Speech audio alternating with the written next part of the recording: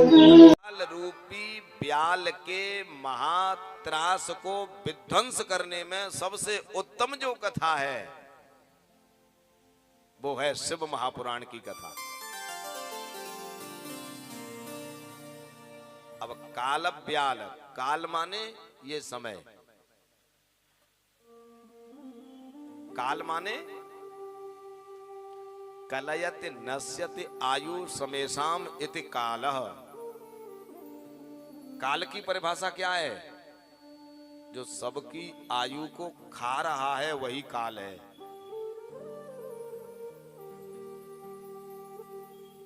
आज से 30 वर्ष पहले के अपने शरीर का चिंतन करिए, आप कैसे थे।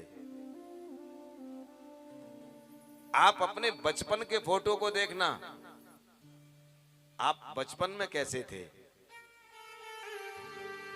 और अब देख लीजिए कैसे हो गए। कौन खा गया इस सौंदर्य को? किसने कर दिए इन बालों को सफेद? किसने कर दिया? उस समय अकड़ करके चलते थे और अब लाठी लेकर के चलने में भी कठिनाई है। कौन खा गया तुम्हारी उस शक्ति को? बस वही है काल, जो दिखाई नहीं दे रहा है लेकिन काम अपना कर रहा है। और दुनिया में 2 चीज ऐसी हैं वो कभी सोती नहीं है। दुनिया में 2 चीज ऐसी हैं जो कभी सोती नहीं है। कालः सुप्तेषु जागर्ति, पूरी पूरी पूरी सृष्टि सो जाती है, उस समय भी काल जागता रहता है। आप सो सकते हैं लेकिन काल नहीं सोएगा। एक काल और दूसरा ब्याज, ये कभी सोते नहीं है। ब्याज कभी सोता नहीं है। तो काल ब्याल, काल रूपी जो ब्याल है, ब्याल माने सर्प, काल रूपी जो सर्प है, और वो सर्प अपना मुंह फैलाए खड़ा है, इस जीव को ग्रस रहा है। और ये केवल ये सर्प केवल परीक्षित के पीछे नहीं पड़ा था, ये दुनिया के प्रत्येक व्यक्ति के पीछे भाग रहा है ये, लेकिन वो दिखाई नहीं दे रहा है। तो काल ब्याल, काल रूपी ब्याल का जो महात्रास है, महाभयंकर जो डर है, उसको विध्वंस करने में जो उत्तम है, ऐसी कथा तो केवल महाकाल की है। भाई काल से वही बचा सकता है जो महाकाल है। इसलिए भगवान विश्वनाथ की कथा आप हमें श्रवण कराइए। सनत कुमारस्य मुनेरुपदेशाद परादरात् व्यासेनोक्तम तु संक्षेपात् कलिजानां हिताय च। सनत कुमारस्य मुनेरुपदेशात् परादरात्, श्रीमद् भागवत महापुराण को वेद व्यास जी ने नारद की प्रेरणा से लिखा था। श्रीमद् भागवत महापुराण को वेद व्यास जी जब उदास बैठे थे सम्याप्रास आश्रम पर, तब उनके यहां नारद जी पहुंचे थे। नारद जी की प्रेरणा से श्रीमद् भागवत महापुराण का निर्माण हुआ। और शिव महापुराण सनत कुमारस्य मुनेरुपदेशात् परादरात्, सनत कुमार मुनि की प्रेरणा से वेद व्यास जी ने शिव महापुराण की रचना की है। और चाहे वो नारद हो चाहे सनत कुमार हो, ये ब्रह्मपुत्र हैं। ये ब्रह्मपुत्र हैं, ये ब्रह्म ऋषि हैं, नैष्ठिक ब्रह्मचारी। और इन दिव्य ब्राह्मणों के प्रेरणा से वेद व्यास जी ने इस पुराण का निर्माण किया है।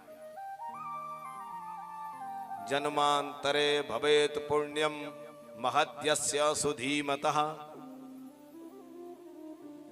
बोले इस पुराण की कथा सुनने का अवसर कब मिलेगा हमें? बोले जन्मांतरे भवेत पुण्यम, जब हमारे जन्म जन्मांतरों के पुण्य उदय हो जाएंगे तब हमें इस पुराण की कथा सुनने का अवसर मिलेगा।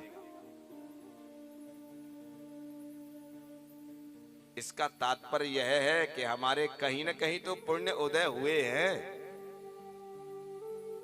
भगवती माता दुर्गा की गोद में बैठकर के शिव पुराण की कथा को सुनने का जो अवसर मिला है हमें, इससे यह सिद्ध हो रहा है कि कहीं न कहीं हमारा पुण्य उदय हुआ है।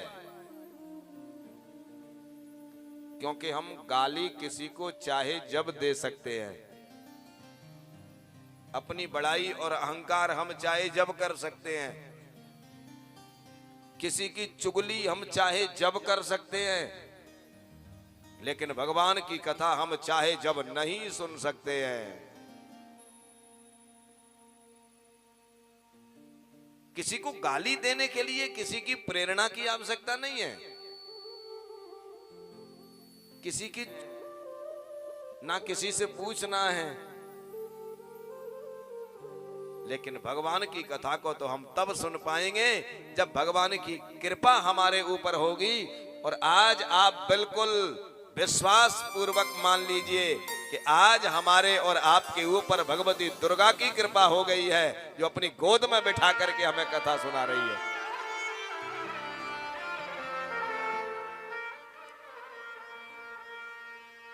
और सज्जनों, इसको कथामृत कहा है, अमृत है, और अमृत को पिया ही तो जाता है,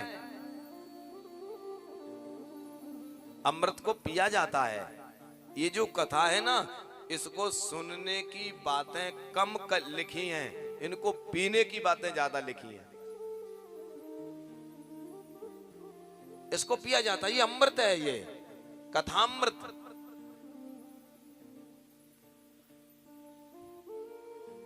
कोई मां अपने स्तन से दूध निकाल के गिलास में बच्चे को दे दे और वो बच्चा उस दूध को पिए, वो आनंद, वो रस उसे नहीं आएगा। जो रस मां जब बच्चे को अपनी गोद में बिठा के और आंचल से ढक करके स्तन को पिलाए, तब उसे जो रस आएगा, वो रस उस बच्चे को कहीं नहीं मिल सकता है पूरी सृष्टि में।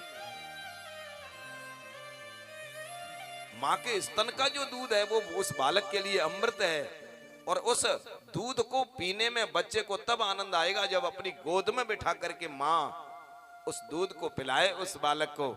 और ये है कथा अमृत, और इस कथा रूपी अमृत को पीने में भी तभी आनंद आएगा जब भगवती दुर्गा माता अपनी गोद में बिठा करके हमको पिलाए। और वो दिव्य सौभाग्य आज हमको और आपको मिल रहा है। आप बिल्कुल मत समझिए कि हम किसी एक साधारण भूमि में बैठे हैं। आप एक मिनट आंखों से ध्यान लगा के चिंतन करिए और भगवती के स्वरूप का चिंतन करिए, आपको बिल्कुल प्रत्यक्ष ऐसा लगेगा कि मां की गोद में हम बैठे हैं। ऐसा ये दिव्य कथामृत है। ये कब मिलेगा? बोले जन्मांतरे भवेत पुण्यम। हमारे जन्म जन्मांतरों के पुण्य जब एकत्रित हो जाएंगे, और दुनिया में सबसे कठिन कोई काम है तो वो पुण्यों को इकट्ठा करना बहुत कठिन है। और इन पुण्यों को भी आपको इकट्ठा कैसे करना है? जैसे 50 लाख के प्लाट को रजिस्ट्री कराने के लिए आप 50 लाख रुपया इकट्ठा करोगे।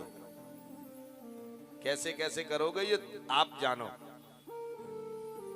लेकिन रजिस्ट्री तभी होगी जब 50 लाख रुपया आपके पास होगा। आप कहें कि हम तो लोन करा लेंगे, लोन करा लेंगे तो भी वो प्लाट आपका कहाँ है? वो तो किस्त चल रही है, दूसरे का है। रजिस्ट्री तो तब मानी जाएगी जब 50 लाख रुपया आप इकट्ठा करके उसे समर्पित कर दोगे और प्लाट को अपने नाम करा लोगे, तो जैसे एक प्लाट को खरीदने के लिए एक एक पैसा इकट्ठा किया जाता है और वो पैसा इकट्ठा हो जाएगा तब रजिस्ट्री होगी, उसी प्रकार इन सत्कर्मों के सौभाग्य को पाने के लिए पुण्य को इकट्ठा करना पड़ेगा।